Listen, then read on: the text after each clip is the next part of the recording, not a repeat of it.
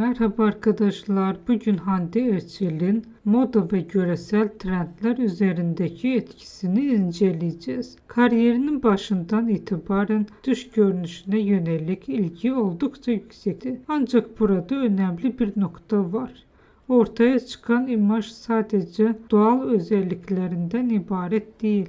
Bu görüntü stil danışmanlarının, markalar ve oyuncunun kendi tercihleriyle şekillenen bir profesyonel çalışmanın sonucudur. Hande Erçel katıldığı etkinliklerde sıkça özenle hazırlanmış görünümlerle yer alır ve bu görünümler çoğu zaman medya tarafından tartışılır, analiz edilir ve izleyici kitlesi tarafından taklit edilir. Bu etki yalnızca kıyafetlerle sınırlı değildir. Makyaj, saç stilleri ve genel estetik anlayışı da buna dahildir. Öncelikle Sen Çal Kapımı sonrasında bu etki daha da belirginleşti. Eda Yıldız karakterleri izleyiciler için bir stil referansına dönüştü ve birçok kişi bu karakterin tarzını günlük hayatta uyarlamaya başladı. Ayrıca uluslararası markalarla yaptığı işbirlikleri de bu etkiyi güçlendirdi.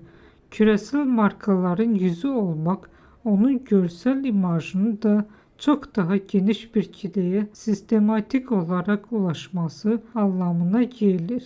Buna rağmen dikkat çeken bir denge vardır. Stil anlayışı aşırıya kaçan da ya da deneysel bir çizgide değildir. Daha çok sade, ulaşabilir ve geniş kitleler tarafından benimsenebilir bir estetik üzerinden kuruludur. Bu kombinasyon tanınırlık, sadelik ve estetik uyum.